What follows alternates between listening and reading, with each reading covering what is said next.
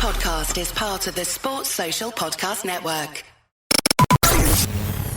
No breaks. No breaks. No fear. No fear. The official British Speedway podcast. Hello, this is Ian Brannan and welcome to another action-packed episode of No Breaks, No Fear. We're going to take a look back at Monday night's Premiership action, and there's plenty to go through because all 6 teams were in action at the same time. And Wolves got back to winning ways with a well-worked 50-40 victory over Premiership newcomers Sheffield at Monmore. We'll hear from one of the stars of the night, Luke Becker. I mean, if I remember correctly, I think every race we've been together we've 5-1, so it's going good right now. We'll also hear from Sheffield team boss Simon Stead. Meanwhile, Peterborough secured their first win of the season in style with an emphatic 58-32 success over rivals Kings Lynn. We'll hear from top scorer and paid maximum man for the Panthers, Scott Nicholls. To come away with the win we did was pretty impressive. We'll also hear from Peter Schroeck, Thomas Jorgensen and Richard Lawson through the course of this week's episode. And Belle Vue maintained their lead at the top of the Premiership with a powerful display to beat Ipswich 55-35. We'll hear from Ace's top scorer, Charles Wright. It's like starting all over again and start the season because there's way more to come from me. After a tough week for Ipswich, we'll hear from Jake Allen and Chris Louis as well. We'll also take a look ahead to the action coming up in the Championship this week, and we'll look back on the result from the weekend at Mildenhall, where it was the British Under-21 semi-final, and we've got all 3 guys who made the podium: Jordan Jenkins, Jake Mudford and Nathan Ablitt, all on the way on this week's No Breaks, No Fear. No breaks, no fear. The official British Speedway podcast. What a week it's been. Plenty of action, plenty of thrills, and unfortunately a few spills as well, which we will come to. But we've had decent weather and lots of fixtures to get through. Joining me on this week's edition is Mike Taylor, who is a voice that you may well recognise if you've ever listened to one of the live streams that comes from BBC WM in the West Midlands, where they cover as much Speedway as they possibly can. And I think I heard you, Mike, in action just the other day at Birmingham. But you're joining us right now. It's great to have you with us. Welcome along, Mike. Yeah, it's a pleasure. It's good fun, and yeah, obviously Wolverhampton and Birmingham are the clubs on our patch at the moment. So you know, we when we can get out and follow them, we'll follow them. And it's a great thing that you do, and quite unique. And we on this podcast are trying to help out BBC local radio with audio, because for people that don't know, a lot of the stations are not hugely resourced as perhaps people imagine. You haven't got hundreds of reporters out everywhere. You've got literally 2 or 3 in most of the stations.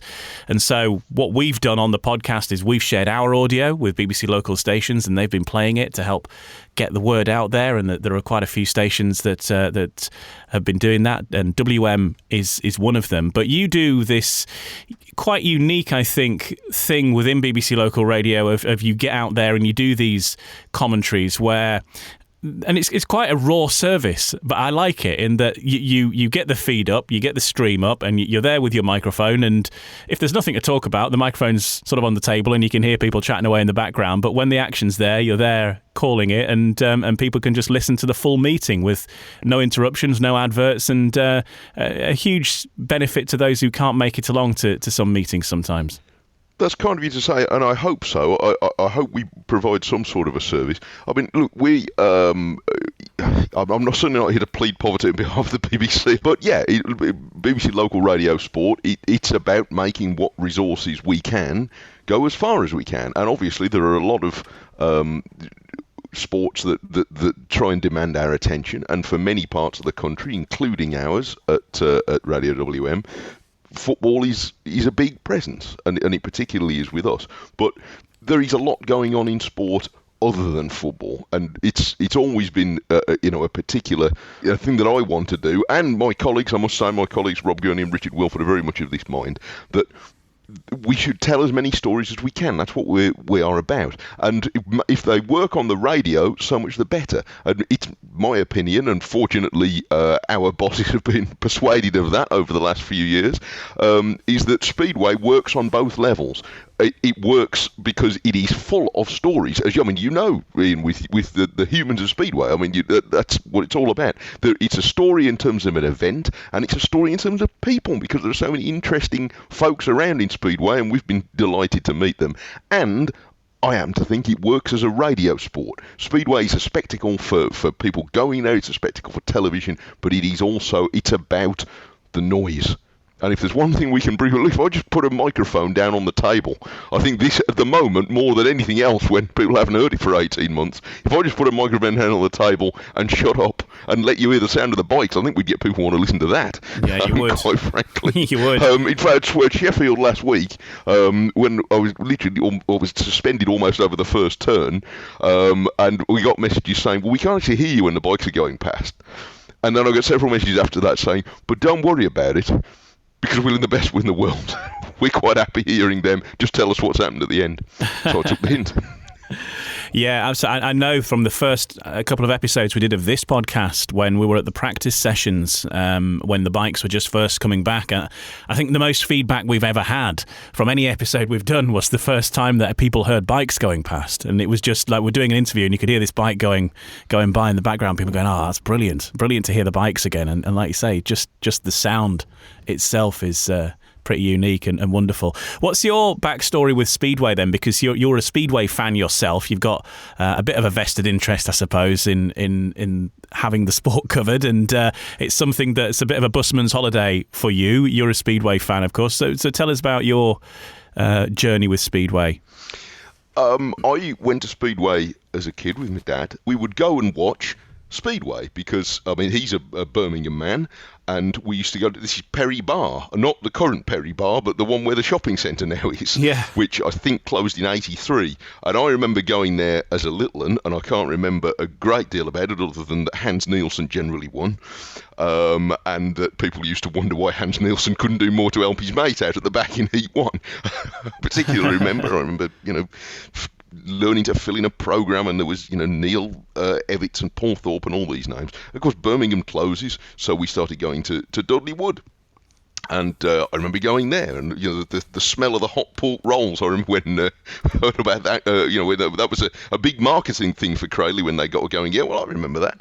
So we used to go and we followed Speedway, and then when there's an opportunity to come up, we were looking for things to cover for the radio. And and because Birmingham Speedway starting up again, Wolverhampton has always been there. So yeah, we should cover this. It works. Let's see if we can do it. And here we are, still doing it. And you're a big fan. Take your family over to Cardiff on that weekend as well, which of course we've been missing for a couple of years now. And the loss of Somerset too is going to impact on, I think, a few people's enjoyment of that weekend generally. But that's a great family occasion though for Speedway fans, isn't it?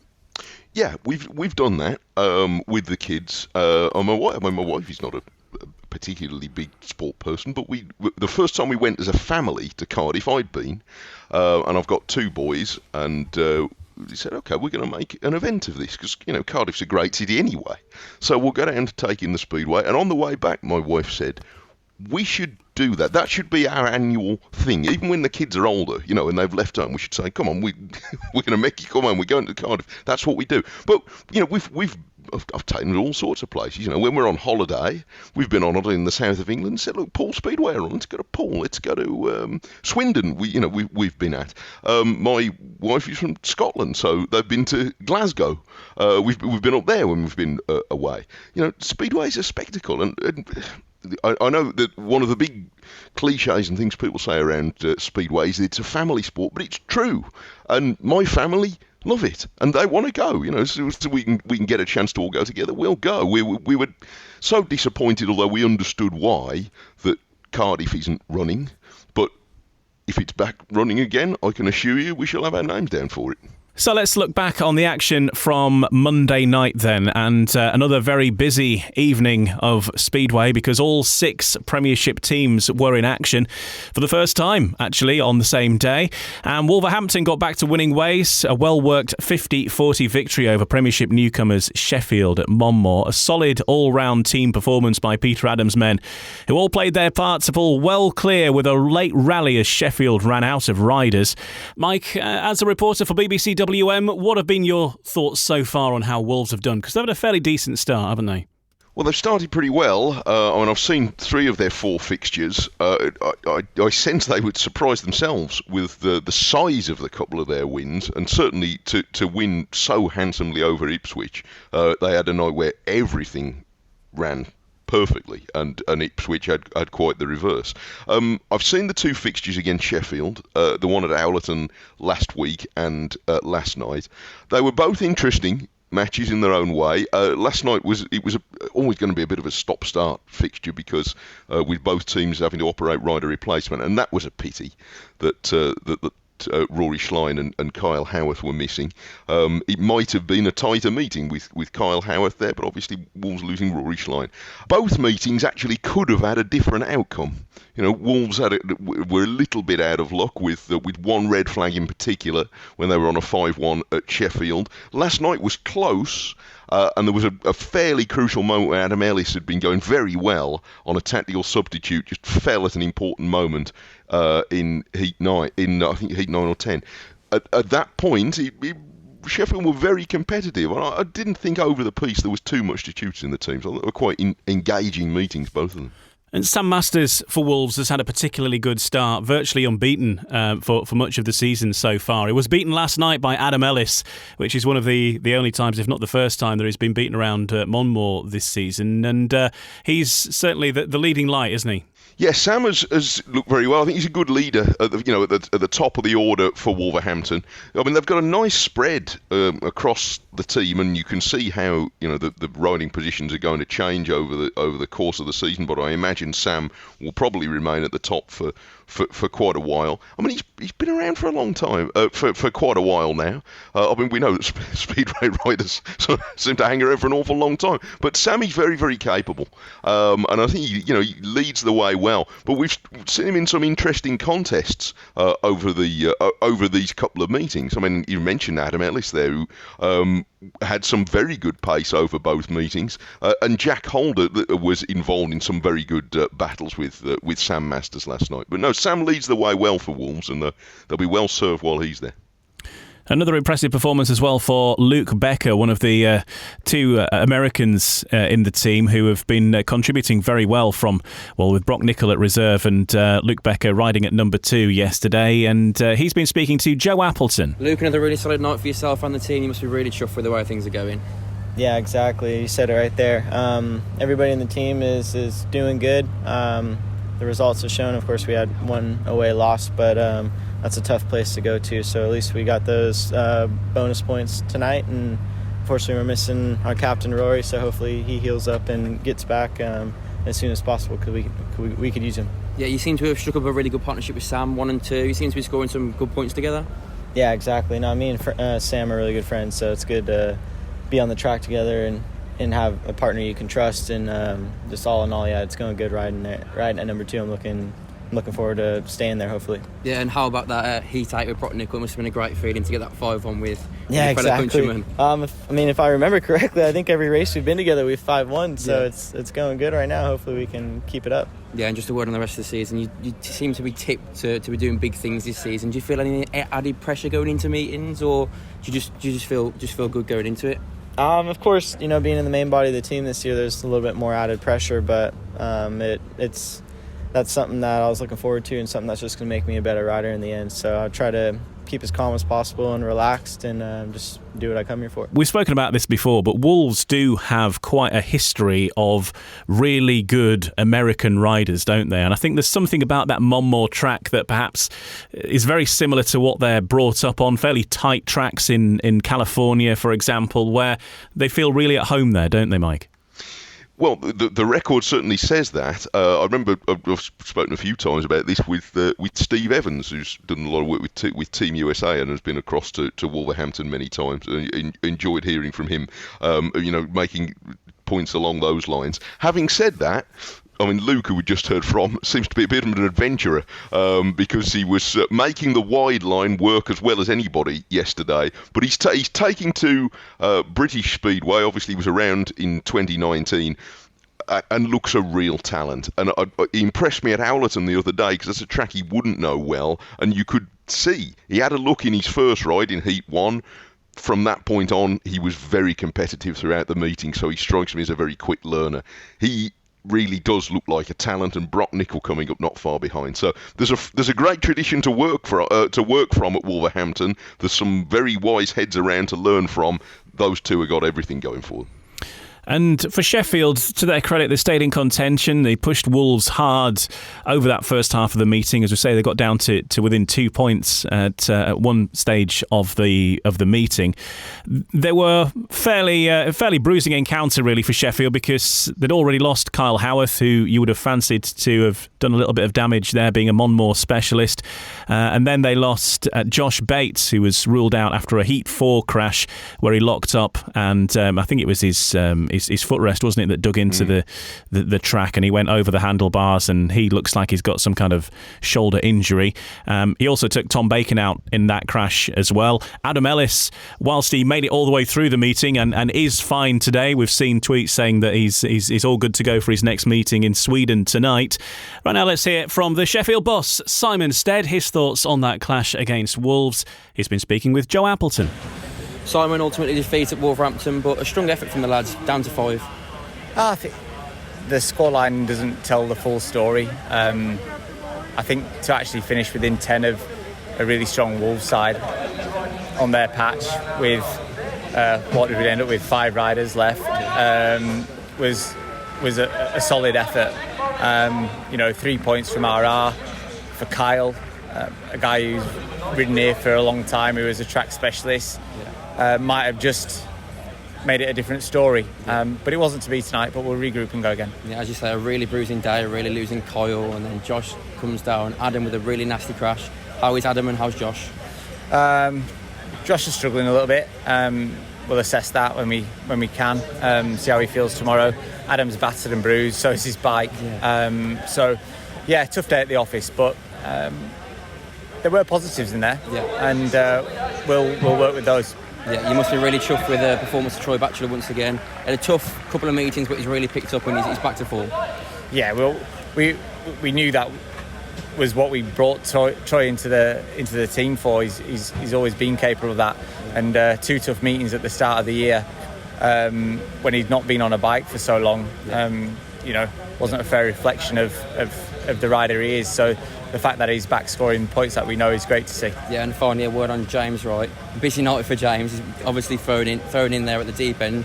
But obviously he's done really well, 2 meetings for Newcastle. He seems to be getting up to speed and getting into the swing of things. Yeah, that's right. Just another rider who just with more and more laps under their belt will only improve. And a tough night tonight. It's difficult. It's a difficult place to come at the best of times, especially when you've not ridden here for so long. Obviously, it's been years since James rode here, so it's going to take a little while to get up to this speed. He scored some good points in the championship over the course of the weekend. That'll give him confidence, and hopefully that'll see him return to points in this league as well.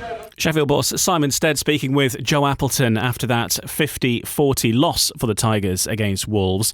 The scoreline, though, as Simon was suggesting in that piece, maybe doesn't quite show how close that meeting was. They were down to a couple of points between them at one stage of the meeting, and Sheffield are going to be a competitive outfit this year, aren't they? Both of the meetings between these two teams in the last few days have ended up with the away team going home without a point. Easily, it could have been different in both cases. I think both teams will be strong at home. And Peter Adams said to me a quick word after the meeting at Owlerton, he said they're going to win a lot of matches here. I'm sure they will. I think Wolves will be very strong at home. We don't know how the season will develop with riders' form and fitness, but those two teams look competitive. I'll tell you who the big winner at Monmore was last night, looking at the TV coverage, and that was the ice cream man, because everybody had an ice cream in their mouth right through, up to and including Peter Adams. So yeah, it's got to be a good day for the ice cream man. It's ice cream weather. Look, enjoy it. We've all waited long enough. They were running out of flakes the other week. There was a public inquiry in Birmingham as to why that was. Look, or bring on the ice creams. Bring on the burger. The burger van was in good form as well. So yes, bring it on. I'm all for the ice cream. Somebody bought me one in the middle of a commentary once at Perry Bar the other year. I said, I made some comment during the broadcast. There's lots of people going past with ice creams. 10 minutes later, somebody bought me one. Said, "Oh, my dad's listening somewhere." He said, "Go around and buy that bloke an ice cream." So I'm all for that. But the next couple of heats commentary was a bit woolly. You should try it next by saying that you quite like Mercedes cars or something, and just see if that works too. I'm sure BBC sponsorship rules forbid that. But, Probably, yes. There's something in the editorial guidelines. Somewhere, yeah. Okay, let's move on to another match that happened last night, and Peterborough secured their first win of the season in style, an emphatic 58-32 success over rivals Kings Lynn. An eye-catching full team display from the Panthers, who got the bragging rights in convincing fashion, with skipper Scott Nicholls rolling back the years with a paid maximum. He's been speaking with Ryan Guest. Yeah, delighted with that. Kind of struggled for pace around here for a while now. I've had my moments, but so to get a maximum was great. But the whole team did well. You know, Kings Lynn we knew they'd come here in determined mood after coming off the back of a away win at Ipswich, and made change. It's fair to say they've definitely strengthened up. So we knew it wasn't going to be a walk in the park. So to come away with the win we did was pretty impressive. Yeah, as captain of the Panthers as well, obviously last Monday was a bit of a strange one, on a high on the dinner time, getting that draw and then suffering the defeat here on the night. So I guess it's the character the team have showed as well that's impressive. Definitely is. We were unlucky. Not taking anything away from Belle Vue, full credit to them. They rode really well. They were the better team on the day, but only having two tyre malfunctions cost us. And I think had we not had that, I think we'd probably had a draw, maybe even stuck a win. So that was a bit of a dent, but no, I mean the way the team performed, everybody, Bomber had a mixed start with a few mechanicals, and Bjarni had a tough start, but showed what he's capable of in the end. I think that's shown through. Kind of people are saying we're old, and we laugh it off, but with that comes an awful lot of experience, and I think we showed that tonight, and we showed that we can gel and work together well as a team. I don't know exactly what the score was, but it was a pretty heavy win, so happy with that. Yeah, 58-32 in the end. So do you think that does fire some sort of warning to the rest of the Premiership?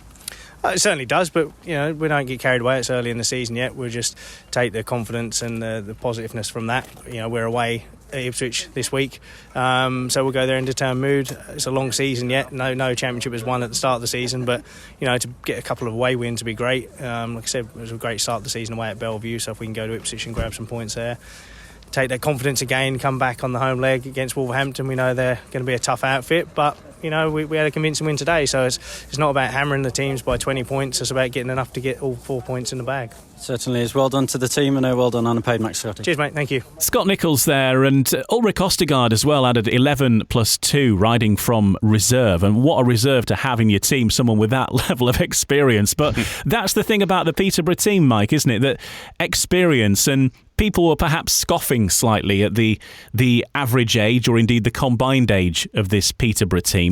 But these are not pensioners. These are riders that are, late 30s, early 40s, with a huge amount of experience. A few of them have got Grand Prix experience, of course, as well. And that level of experience is going to count for something through the course of this season.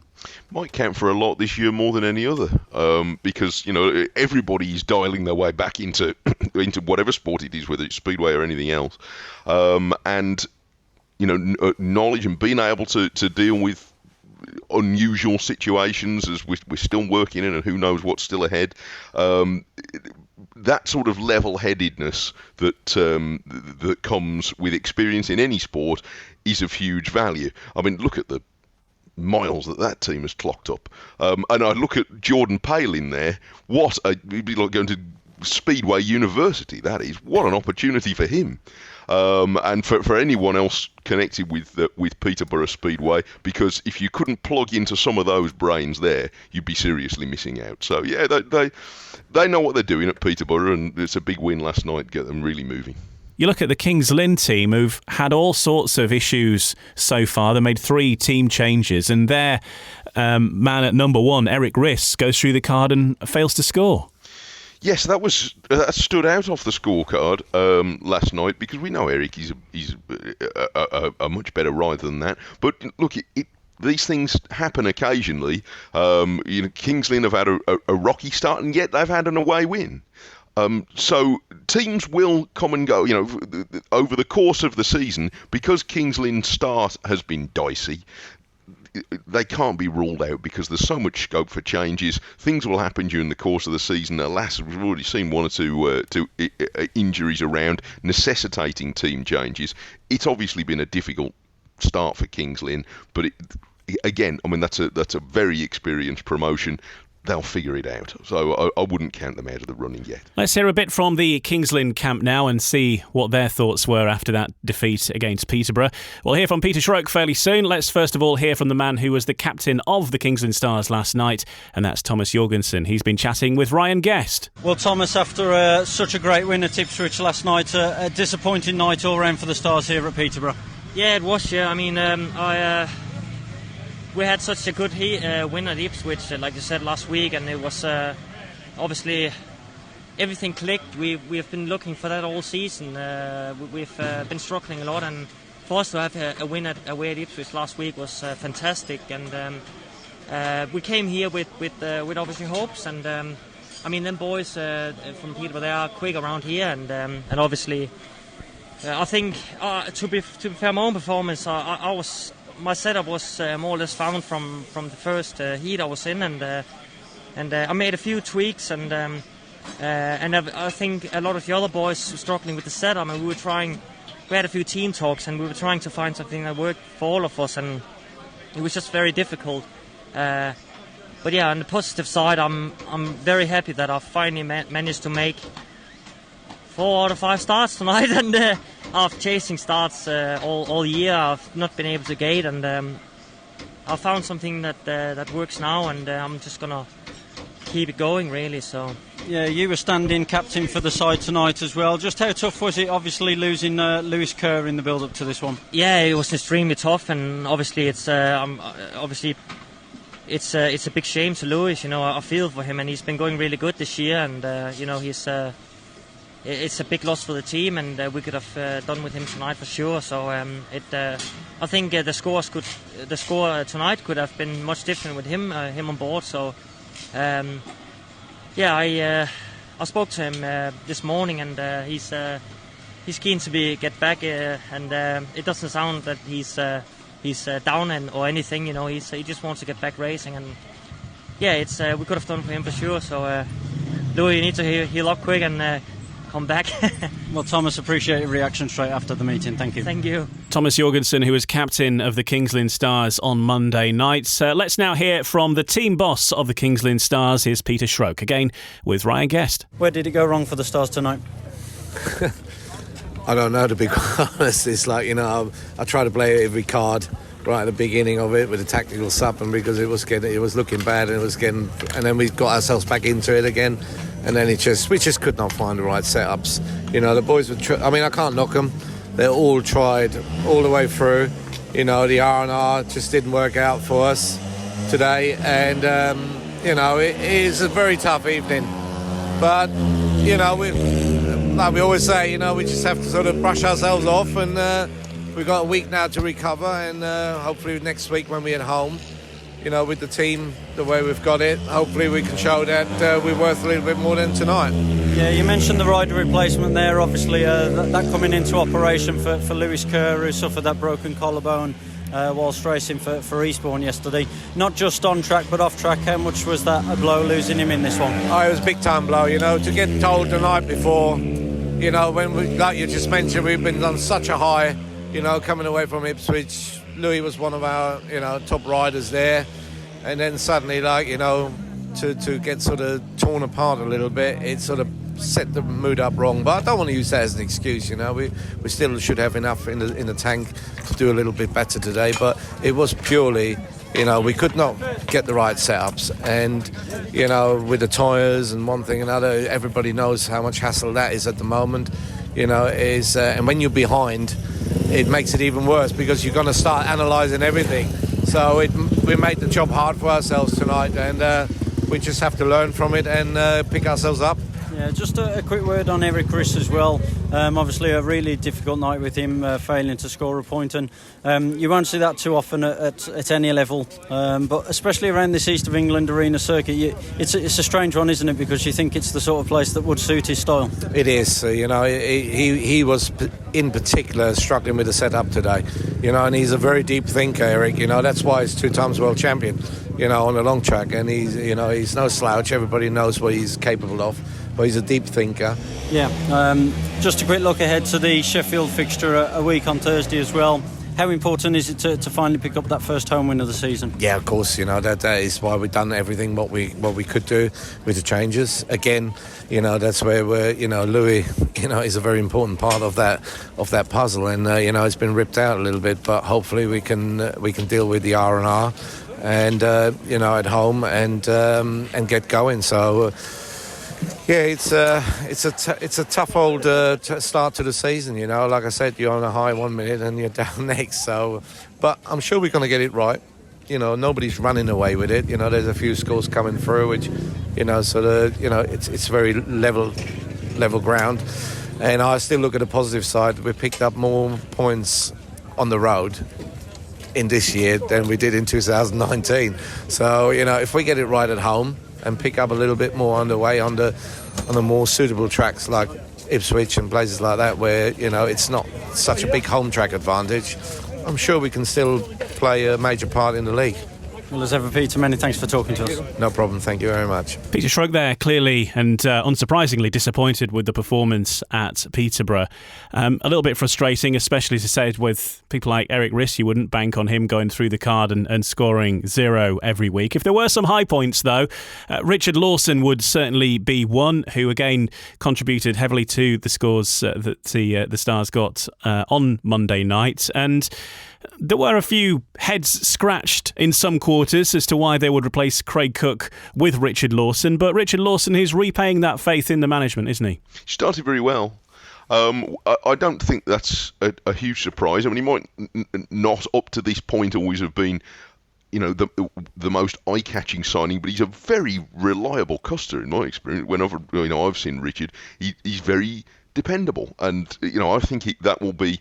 Could well turn into a very canny signing by Kings Lynn, especially at a time where they haven't made the start they wanted, but they've got a rider that they can depend on in Richard Lawson. So given reasonable form and fitness, I'm sure that he would serve them well through the course of the season, and he's already he run up 1 or 2 very handy scores for them. So no, they'll be fine with him. Well, what a way to introduce yourself to a Kings Lynn team than going to Foxhall and piling away 15 points. Here is Richard Lawson after that performance last week against the Ipswich Witches, where of course Kings Lynn took the spoils 46-44. It was tough, I think it was close all the way through, and obviously when we lost Thomas I thought, that might be quite difficult losing him in that heat, but a couple of 5-1s at the end with me and Louis and kind of sealed the deal, so yeah, chuffed a bit. And for you, it's quite funny really because you know Louis quite well from you ride together at Eastbourne. Yeah. You're a great partnership. Yeah, we've been together for a couple of years now, and it's good. We know we can trust each other, always looking for each other, and that really helps, good dynamic in the pits and stuff, so I wouldn't want to share a 5-1 with anyone else. Now, looking at the team, did you bond well with the boys for your first meeting? Unbelievable, yeah, it was really gelled good, helping each other with bikes and stuff. It was a really nice atmosphere, enjoyed it. And from Peter Schroeck, he was thrilled with the win after Heat 15. You could see he was overjoyed, and that meant a lot to him. Yeah, I think they've been working really hard behind the scenes, and everyone deserves it at Kings Lynn. So it was just nice, for my first meeting I could help out and get some points on the board. Now for you, it's been a fairly tough winter. You could have been at Lynn before, but you're finally here and you're pleased to be here. Exactly, yeah. It's funny how things work out, but averages and politics and all that kind of thing. But we're here, and I'll give it 100% every time. One of the new Kings Lynn signings there, in fact the one at number 1, and that is Richard Lawson speaking with Robin Allen. This is the official British Speedway podcast, No Brakes, No Fear. I'm Ian Brannan. I'm joined by Mike Taylor from BBC Radio WM to have a look back at the action from the past few days and also look ahead to what's coming up in the week ahead. Right now we're going to turn our attention to the National Speedway Stadium, where on Monday it was the Belle Vue Aces versus the Ipswich Witches. Another torrid time for the Witches, who are suffering badly because of injuries, and we'll talk about them in a moment. But good news for Aces fans would be to see Charles Wright finally finding some of the form that we know he's capable of. Let's hear from Charles Wright first of all. He's with Hayley Bromley. It's good to, finally have speed, and my engines are right now. I've been lacking power, but it's just shown tonight what a difference is. I have speed now, and it's like starting all over again and start the season, because there's way more to come from me. Well, I can't wait to see what else there is in the tank with you. But switching to number 4 tonight, did that help in any way? Not really. You know, I road heat leader at Peterborough last year, so nothing really phases me. You come up against the same riders, so no, not really. I mean, heat 15, no position really bothers me really. Well, that's good to hear, and good to see the confidence back up and the smile on your face. And our unbeaten record still preserved tonight after a 20-point win. That is quite remarkable for early season. Yeah, like I say, we just need to keep it going. There's good team spirit in the pits, and we'll just, stay all injury free and just all work as a team and keep going as we are. So it's brilliant to be in a team like this. Absolutely. I mean, the spirit is second to none amongst all of the boys. Just a word on the Ipswich boys. Obviously, depleted side tonight, but they had a couple of good guests. Obviously, Cookie is a man who knows this track. Did we expect more of a challenge from them than maybe we got?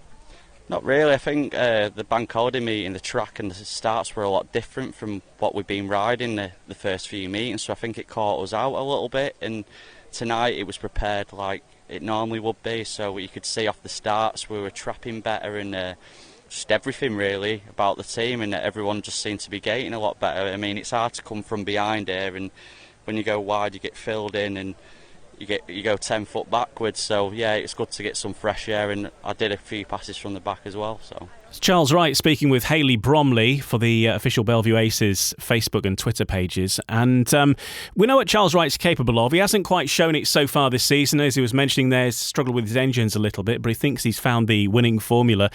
Mike Taylor from BBC WM is with me, and we know what he's capable of. We know that on his day, as we know from winning the British Championship, for example, he can beat anybody, can Charles Wright? Yeah, he's a great competitor, Charles Wright, and if he's got everything running well and he's feeling good, then he'll be a big presence in that team. I mean, that's a very solid side, isn't it? With the development of Bewley, which is so exciting, I think, for everybody to follow. I mean, the scores that he's running up here and there and in Poland, he's going to improve over the course of not just this season but carrying on. So Belle Vue are strong there. I do wonder whether sometimes home advantage for them is almost compromised, because other riders, I wonder how much they'll enjoy coming to Belle Vue. It's a big. It feels now like a big occasion to go to Belle Vue. I wonder how inspiring these riders will find it. We'll find out over the course of the season. But yeah, Belle Vue, a strong team. The Worrells always give a good strength to a team. They're well led at the top.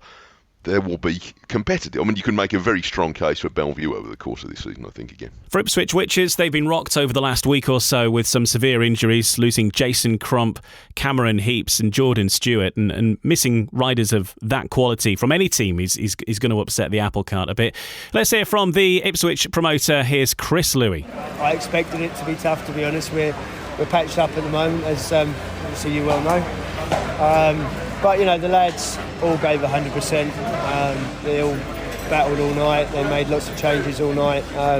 Stuck to the task. I think second half of the meeting, I felt in many ways we were slightly better than we had been. So that's going in the right direction. We've got a return, and hopefully we'll be a more unified, fitter team and do a better job. And you look at the reserves, and all right, Anders may not have had the best of nights in terms of points, but that doesn't lack his effort. No, I can't knock anyone tonight for effort. I don't mind the points scored if the 100% effort's going in. Poor points and low effort, that's not acceptable, and we have seen it this year. But it wasn't the case tonight. Everyone was given 100%, and not obviously not pleased with the result, but pleased with the effort that the team gave. And obviously it's a bit of an injury crisis in both the Premiership and the Championship at the minute, with lots of riders getting injured, so there's a bit of head scratching going on ahead of the future meetings. Yeah, of course, we're doing our best to put the situation right, and hopefully we can make an announcement very soon, and we've got to. We can't have 3 riders out for any period of time. There's too many race days when you've got all the Premiership clubs racing. We simply wouldn't be able to put a team out. And do you think that's difficult when you've got all 6 teams that are riding on one night? Yeah, of course, it just makes the job that much harder. And we initially did the fixtures without that, knowing that it would be a problem, but with rain-offs and various things, it's gradually turned the way it has, and that's why it's imperative that we fill those places as much as we can. Thank you for your time. No worries. Ipswich promoter Chris Lewis speaking with Robin Allen on the official British Speedway podcast. Mike Taylor is with me from BBC Radio WM. Mike, the injuries really are going to cause a problem for any team, but particularly Ipswich suffering from that at the moment. Even though they tried as best as they can to get some great replacements, it's going to take time for them to bed in, and of course they might not be regular. But that is the crux of it, because until that, Ipswich were flying, weren't they? Hopefully they will get riders patched up and going again soon. It's a great shame it's taken the wind out of their sails so early on in a team that that look quite exciting with Jason Crump. Obviously, a lot of people would have wanted to see him. It was exciting to see him rock up at Monmouth last week, and it was unfortunate that he was hurt. It's too early to assess what will happen with Ipswich. They're going to need riders back. The sooner the better, hopefully. On the subject of the Ipswich Witches and the Red Car Bears, something for you next, because we're going to hear from Jake Allen about his decision to race British Speedway in 2021. And we'll also talk more about that meeting from last week between the Birmingham Brummies and the Red Car Bears, which has certainly caused a little bit of controversy. We'll chat more and hear from Jade Mudgway, the Red Car promoter, and we'll hear from Chris Bomber Harris as well very soon here on No Brakes, No Fear. No Brakes, No Fear, the official British Speedway podcast. Welcome along. I'm Ian Brannan. I'm joined by Mike Taylor from BBC Radio WM to look back on the action from the last few days and look ahead to what's coming up. And there's lots to look forward to in the Championship. And someone who bridges the Championship and the Premiership is Jake Allen, a rider who made a fairly late notice decision to come and ride in British Speedway after all, when he was confirmed to be coming back over. Having previously accepted places and then had to give them up, he then changed his mind and he picked up places with the Ipswich Witches and the Red Car Bears, and he was chatting with Robin Allen yesterday before that meeting at the National Speedway Stadium against Belle Vue about his decision to ride in Britain after all. How was 2020 and coming into 2021? Yeah, it was not too bad. Obviously 2020 we all come over at the start of the year planning to do some racing, but the old coronavirus put a hold to that pretty quick at the start of that year, so I hung around till about June and then ended up flying home, and I was just working right up until the weekend before I come here. So, good to be back and hoping to have a good year. Now, of course, it was very touch and go at points, but you're glad to be back, and of course, you were scheduled to be with Ipswich and then you weren't, and then with Nicholls having to pull out the UK, open the door for you with the Witches? I made the decision originally to stay at home for the year, but UK come good sort of towards the end of March, and it's when I sort of thought about making a return, and Red Car contacted me and they heard a little rumour that I was maybe interested in coming back, so I ended up signing for them, and I'd stayed in contact with Ipswich the whole time I was at home, and I said if there was any opportunity or if anyone pulled out, I said I'd be ready to go, and Nicholls ended up pulling out a couple of weeks before the start of the season, which is sad for him, and obviously, but it was good for me. I was able to double up and make the most of this short season. Now, you did have your press day in 2020 for, realistically, it was no reason in the end, but was it good to meet up with the boys and meet your teammates once again? Yeah, it was good. Obviously, in 2020, we had our press day. It was real different to usual because that was right at the start of when all the COVID stuff was happening. So, there was barely anyone there. Usually it's a pretty full-on day, and, it was actually pretty cruisy for a change. But, I was looking forward to catching up with everyone this year. And the first time I saw everyone was actually the first race meeting. So it was good. I just went into that race meeting, hoping to score some points and just get the ball rolling with my season, and ended up scoring double figures, so I was happy with that, and hopefully keep the good scores coming in for the rest of the year. Now for you it's quite nice because you've got some Aussies in there, and of course you've got none other than Jason Crump. Yeah, me and Crumpy have known each other for a few years now. We've raced him back in Australia, and we've got family friends as well, so I've known him for a number of years. He's always been good to us and always good for advice, and little set-up tricks here and there. So when he got injured, it was obviously disappointing for the whole team. Not only our team, him himself, and also for the fans that were probably looking forward to him making a return to all the away tracks. So, I hope he heals up soon, and same as the rest of our teammates. We had a pretty rough week last week with 3 pretty bad injuries. So hopefully them boys can get on the mend as soon as possible and get back racing. Now, talking about your form, how have you sort of found things with Ipswich this year? I think I've been okay. Just I had that one blip at Wolverhampton like we spoke about before, which wasn't ideal, but I had a really, really busy week leading up to that. I was riding Thursday, Friday, Saturday, Sunday, and it was the Monday, and I think if anything, was just a little run down that early in the year, straight back into it. Had 2 days off then, or 1 day off, and then scored 7-1 from 3 rides at Birmingham, and then paid double figures again at Ipswich on the Thursdays, and then 9 again on the Friday at Redcar. So, it was just a minor blip, which you have every now and then, and I think if you don't have them, you're not human. As part of our new series, Allen on Allen, there's Robin Allen speaking to Jake Allen, who are I'm not sure are relations, maybe long-lost cousins, who knows.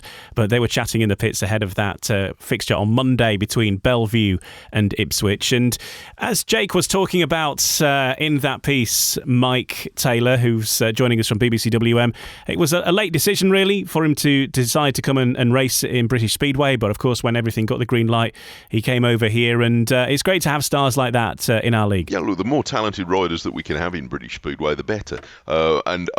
It must have been very difficult for riders. And it's not the only case that we've heard in recent weeks about riders who weren't sure what would be the right thing to do. None of us have been sure what exactly is the right thing to do. And for Speedway riders, given the obvious complications of the job in terms of travel, it must have been a hard choice. But now they've made the choice, I don't doubt that they will fully commit to it.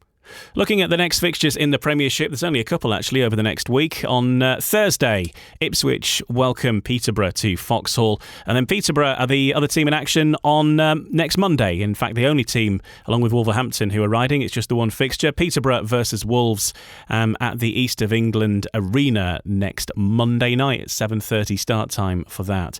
Right now, let's turn our attention to things in the Championship. And Birmingham took on Redcar in the Championship Knockout Cup. What should have been the first leg of that fixture last week, but it was an unusual one. There were huge problems with the track. Mike Taylor is with us from BBC Radio WM. You were commentating on this fixture on the live stream that we were talking about. Just tell us about what happened, because an unusual set of circumstances. Clearly there's been no meetings for a long time at Perry Bar. The time it took to prepare the track affected things because they ran out of time at the end of the meeting due to a crash with Jordan Stewart, who badly hurt himself. As we well know, he's not going to be racing for either Redcar or Ipswich anytime soon. And by the time they'd sorted him out, that was Heat 9 done, and the curfew was in place at 10 o'clock. So that time taken to prepare the track really knocked everything back. The meeting's got to be rerun. The result didn't stand. Redcar were ahead at the time. Redcar are not 100% happy with it. What was your experience, Mike? Very difficult, and there are a number of problems. First and foremost, we want Jordan Stewart to be better soon, and I hope he is. Birmingham can't afford. No Speedway track can afford many nights like that. There was a various combination of circumstances that came together to make it not right, and the Birmingham management know that. I know how much effort they've put into keeping Speedway going at Birmingham, which has been in doubt a number of times over the last few years. They've had problems with damage to equipment off the track over the last few weeks. So a lot of things haven't gone their way. Well, let's hear the thoughts of the Redcar team boss, Jade Mudgway. Redcar were in the lead when the meeting was halted at Heat 9 after that crash with Jordan Stewart, and understandably he's pretty frustrated at having to rerun the meeting. I'm really proud of our riders for getting stuck in and getting on it. They weren't entirely happy, but they realised that Speedway has to be running, and they got on with it. I'm just really proud, and I hope that the rules prevail and the result gets declared, because I think that's why the rules are the way they are, so that these sorts of things, when we put all the effort in to get that done after waiting so long for having the track to be made relatively safe, I think it would be a fair result to be declared. You had the lead, and you're hoping that you're going to be able to hold on to that, because, like I say, you put in full effort tonight. Yeah, I think it would be fair for the result to be declared that way, but we'll see. There's other things that we don't see that have to be talked about. That's an SCB ruling, so we'll just go with their ruling. On the one hand, the rules say that if you don't get to Heat 12, the result doesn't stand. But on the other hand, the rules say that you should have a safe track to ride on and a prepared track in time for the start of the meeting. Where do you stand on this one, Mike? It's going to be a tricky one for the authorities to work out, isn't it? And will they rule in the Redcar Bears or the Birmingham Brummies' favour? This is a very awkward one for the decision, because nobody's going to be satisfied if the decision goes against them here. Both sides are going to have a reasonable case. Of all things, it was typical of that occasion that incident should happen in Heat 10, and therefore it would be declared at Heat 9. There is a very strict curfew in place at Perry Bar, so that couldn't have been messed with. But the track preparations took a long time, too long. So that is very awkward. The rules, as they are written, are in favour of Birmingham. There is a strong case from Redcar. You can certainly see Jake Mudgway and Redcar's point of view.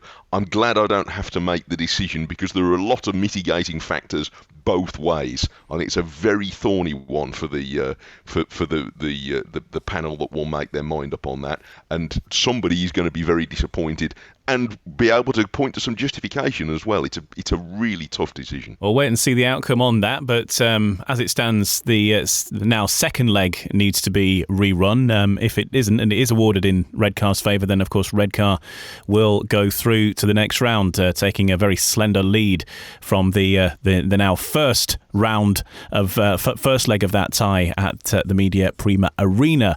Let's hear from Chris Harris. Chris Harris has been speaking with Robin Allen. Going well, 2 wins from 2, and it just ended on a bit of a sour note. Yeah, for me, I was pleased how things were, how it was going, how I was riding, and everything. It's a shame that it got me in finishes it is and been abandoned, but we wish him a speedy recovery and hope it's not as bad as what everyone's saying. We have to go to Redcar now. What would have been the second leg, now the first leg, I guess, and see if we can got there and get a win. I can't see why not. Now, the track was difficult tonight, but you, with your grass track background, and you just went out there and attacked it, and that seemed the way to go tonight. Yeah, obviously, I found it hard, even like with grass track background. It wasn't easy, because of grass tracks you got the expansion and all it. This is a solid back end, but you actually usually had a silly 5 minute second in my second ride when I went underneath Jake, but I managed to save it and put my hand up to him after just to apologise. Went for a gap that was there and hit the hole, but no, everything was good. Come away with 2 wins and the bike's working well. Fantastic to have such a character as Chris Harris regularly visiting Perry Bar for the Birmingham fans, isn't it? It's quite a catch for them. Yeah, I mean, he's a real sort of totemic figure for Birmingham to look to. And at the time where they have burned brightest in recent years, he was very much a part of it. So it's good that he is back. Look, the championship is full of capable riders, as you've already mentioned. But for Birmingham, again, they have a rider there that they can look up to, and you look at some of the other names in that team, and I particularly look at James Shanes as a rider with ability and and personality on the bike.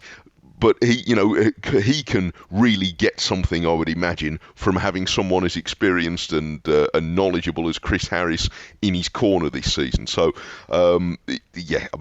Chris Harris will continue doing a solid job for whichever team in Speedway is able to employ him for as long as he keeps going. And he's another evergreen contender, and it is very much in Birmingham's favour that he's back around. Looking ahead at the upcoming fixtures in the championship then, and it is another pretty busy week in that particular league. League. Wednesday, Birmingham versus Glasgow and Poole versus Berwick. And then Friday is some of the sides meeting that are fancied to be in the top four, with Edinburgh versus Leicester, Glasgow versus Redcar, and then we've got Scunthorpe versus Newcastle as well. Saturday, Berwick in action again, and they're riding against Redcar, a bit of a north-east derby there at Sheffield Park. Eastbourne versus Edinburgh in the Championship, and in the Championship Knockout Cup, it's Leicester versus Scunthorpe. And then on Sunday, Redcar and Glasgow face off again at the Media Prima Arena. It's a tea time start, 5 o'clock for that one. But you get double bubble, because then at 7 at Redcar, you've got the British Youth Championship straight after it, with the 500cc and the 250cc classes. And another fixture on Sunday is the British Under-21 semi-final at Newcastle. That's the second semi-final. The first semi happened at Mildenhall, and we'll hear from the riders who made the podium in that very soon. Jordan Jenkins, Jake Mudford and Nathan Ablitt. We'll hear from them all in just a few moments here on No Brakes, No Fear. No Brakes, No Fear. The official British Speedway podcast. Welcome back. I'm Ian Brannan. Joining me in this episode is Mike Taylor, the Speedway reporter for BBC Radio WM in the West Midlands. A big fixture that happened last weekend was at Mildenhall. It was the British Under-21 semi-finals, where various riders are obviously battling to get their place in the British Under-21 final. Goes without saying almost. But let's speak to some of the riders who made the podium. And there were 6 in all who qualified from this particular semi-final. We'll speak to the winner first, Jordan Jenkins, who scored 15 points. He rides for Redcar and Mildenhall in the National League. And he's been speaking with Robin Allen. How does it feel? Yeah, great feeling, and to do it for Max is even better. Feeling good today, and there's a fairly strong field, and happy to come away with the win and carry this on into the season now. Now, looking at your scores and your race wins, wasn't easy for yourself. You had to battle there and make some passes with some of the boys. Yeah, I missed a couple of starts, but track was really slick today, so it made it a little bit more difficult. But yeah, riding hard and trying to make gaps where there might not been. But what can you do? I'm riding with confidence at the minute, so it makes it a lot easier. And yeah, real happy with how it's turned out, and we'll carry this on now. And it was your first meeting back at West Row. How good was it to see your fans, and you're a real favourite here? Yeah, first meeting back, I think, since, would have been 2018 now. And I think the time away's done me good. Really matured as a rider, and I'm feeling a lot quicker and happier and all round in a better place. So, yeah, can't wait to get started here in the league now, and hopefully we can do well. You're coming into this meeting and you've been riding for Redcar, so how have you found your first few meetings? Learning all the time, Might not have scored the biggest points every meeting, but every time I sit on that bike I'm still learning. I had some real good meetings, I guess. 2 lots of paid 5, paid 6 and then a paid 7 on Friday, so always improving, and I always look to improve, so hopefully we can have a good week next week. Got Glasgow Friday, Berwick Saturday, Redcar Sunday, so yeah, another busy weekend, but best way. Now let's just rewind a bit and go back to Birmingham last Wednesday. It was a tricky night and a tricky track, but you managed to get your first win at championship level. How pleased are you with that? Yeah, definitely. Good. It's a real confidence booster. As you said, the track wasn't the greatest, and I think everyone knows that. And it was touch and go whether the meeting was going to go ahead, but it did, and it was the same for everyone. Made a shocker of a start in my first ride, and the track was so rough I just struggled to even turn left, to be honest with you. Went back out and got the better of Eric Riss, which is a real good feeling. And then in my fourth one, went from last to first in the first bend around the boards, and got across them, and real good feeling and first win. So this is the start as meant to go on, I reckon. Jordan Jenkins, the winner of that first semi-final in the British Under-21 Championships at Mildenhall at the weekend. It's great to see, Mike, isn't it, how some of the British youngsters are doing and the development, because we've seen as well this last week Great Britain securing a third place in Saturday's European Under-19 pairs final in Gdansk, which was a great achievement, with Drew Kemp, Anders Rowe involved in that, and Dan Jilks also contributing as well, and getting a third place against some of Europe's best stands us in really good stead for what's coming up in the next 5 or 10 years or so for British Speedway. The potential's there, and I know a lot of hard work has gone in. I mean, I think a few weeks ago, Rob Godfrey and Chris Louis talking with you about this. It has to be a long-term thing, and it has been now for 2 or 3 years. It's going to take time for these riders to work their way through, and inevitably, to some degree, it's about catching up with where the Poles and other European nations are. But I heard a lot of optimism in that conversation. It'll be them trying to catch up with us. They're going to look at the way that the Great Britain setup does things. Well, that's encouraging.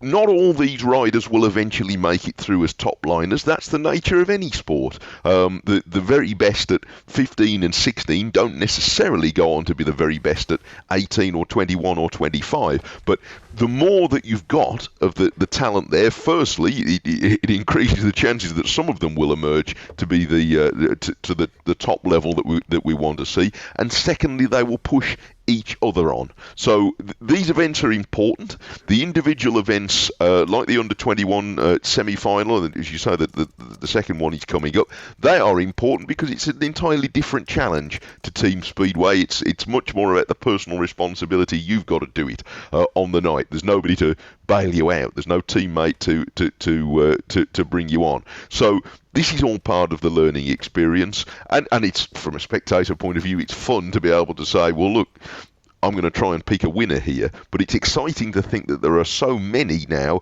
who might come through, because some of them will. Let's hear from a couple of the other riders that were in action in that under-21 semi-final at Mildenhall. Jake Mulford is one. He is a Kent rider, and he's been speaking to Robin Allen as well. Runner-up in the British under-21 semi-final here at Mildenhall. How did you find it? Yeah, I thought it was a really good day, and to come here confident after Kent, I think that gave me a boost. So yeah, I think the happier you are when you're riding, the better the results are. And I watched your first meeting for the Kings in the championship at Glasgow, and even though you were a bit nervous at times, you really showed you could mix it. Yeah, definitely. I weren't too far off the pace, but I think at that higher level, the starts, like the gating is so different. Like they're such a good, they are a next step up. So I think keep working and riding with them. Hopefully I'll get some more guest meetings with them, and then I can keep learning from that. And obviously when you learn, you get better. Now I've seen you sort of nearly 2 years ago now, and you look at yourself now and you look at a completely different rider. You look confident going into the first turn, and even when you got a rider in front of you, you sort of see them as a target to overtake now. Yeah, I think this last year is a bit, I think with the break, it's made this year much better and made me more confident. And obviously I've noticed myself from switching from grass to Speedway, it's just become natural now. So I've definitely improved the last year, which is really good. And the third place rider was Nathan Ablitt, who lines up for Eastbourne usually, and he's been chatting to Robin too. How good does that feel to get your place? Yeah, it feels really good. Really pleased with today's work, and come here, didn't put any pressure on myself. I just wanted, looking at the top six and wanting to make that. So coming away on the rostrum is a bonus.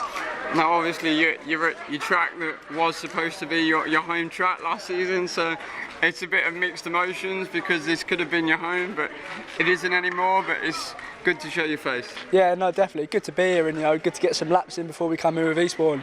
It gives me a bit of a head start in terms of setup and how to ride the place. So all good to get some laps down here. Now, obviously you've had a busy couple of days, and you're up at Scunthorpe, and you got your championship debut. So how did you find that? No, I really enjoyed every second of it. I felt really good on the bike. I felt like I had some good speed, but I was just really struggling off the starts. And luckily we changed something here today, and it seemed to work. So shame we didn't get that sorted ready for the Scunthorpe meeting, but really good that we got it sorted now. And yeah, really still enjoyed the experience, and really thankful to obviously the eSport management for giving me the chance. I mean, you said to me in pre-season that you were hoping that you got that opportunity, but did you really think you get it this early in the season? Well, yeah, my aim was towards the end of the season, to make a few appearances. So for it to come 2 meetings in is obviously is great for me, and I think goes to show how the work we've been putting in starting to pay off. And how did you find the championship level? It's quite cutthroat sort of stuff at times. Yeah, definitely. I think the main difference I definitely noticed was, the first 10 yards to the first corner is a different level. I felt like I had the speed and had some good speed and could have mixed it up, but yeah, as I said, just them first few yards is what I need to work on to start mixing it with them boys. The other qualifiers then, along with Jordan Jenkins, Jake Mulford and Nathan Ablitt, are Jack Parkinson Blackburn, who rides for the Belle Vue Colts, Sam Beebe from Mildenhall, and Alex Spooner, who is currently unattached, but he's heading to the British Under-21 final, so maybe that will change fairly soon. Looking at the lineup for Newcastle, some other fairly big names of the upcoming riders involved, including Dan Thompson, Joe Lawler, Joe Thompson. Also got Kyle Bickley involved in that as well. Dan Gilks, who was one of the riders who was involved in that under-19 third place in the European Championships last weekend, is now lining up at Newcastle this weekend, so you can see him. Ben Trigger, who's another talked about rider as well. So another strong lineup there, and very hard to pick which 6 might make it through. Yeah, well, and these riders, it's on occasions like this that some of these riders will find out a bit about themselves as well, which is all part of learning. It puts a bit of different kind of pressure on. I mean, some of those, even, the Thompson twin, they've been knocking around on Speedway bikes since they could walk. I remember seeing them, popping up as, doing sort of warming up and testing laps before meetings, what already feels like several years ago. So, it will be fascinating to see. So some of these riders will blossom. You talked there about Spooner being unattached. Well, what a great opportunity for him to go and show what ability he's got. People will notice if you can take an opportunity like that. And look, there are going to be more chances. There are going to be gaps in teams over the course of the season. So you've got to prove that you're ready. And occasions like this, people will take notice of who does well, who shapes up well, who prepares their kit well. Things like that, they get spotted. Well, that's about it from us for this week. My thanks to Mike Taylor from BBC Radio WM for joining us in this particular episode. And Mike will be back with you on your radio or indeed online with one of their live stream commentaries. And you've got some this coming week or two as well, haven't you, Mike? Tell us where we can hear you. Our next one, we shall be at the Birmingham match this week against Glasgow. But you can find us. We try and put when we know we're going to be there and we've got the connections in place. Then we'll put the links up a day or two ahead of time, and through our social media channels and through the BBC Sport website. That's where you can find us. And we're always keen to hear from people, to give us some feedback and let us know what's happening. If we can do our bit to let the Speedway community and contribute there, I think Speedway's pretty well served with within itself with the media it's got, with the Speedway Star, and now we got this podcast and the various websites are very good. But if we can do our bit to tell people what's happening with Speedway, then I hope we'll manage that. Well, thanks, Mike. It's been great speaking with you today, and all the best for those matches over the next few weeks or so. If you've got friends who are Speedway fans, don't forget to encourage them to listen to this podcast. That's the best way to get the word round, is good old word of mouth. And if you don't mind leaving us a review and a rating, that always helps out a little bit as well. And don't forget, keep up to date with everything that's happening with your club online, speedwaygb.co.uk. All of the news, all the fixtures, all the results will be available there as and when they arrive in. And we will speak to you next week, same time, 8 o'clock Tuesday evening, for a brand new episode of No Brakes, No Fear, which is a Nigel Pearson Limited production for British Speedway. See you next week. No Brakes, No Fear, the official British Speedway podcast. This podcast is part of the Sports Social Podcast Network.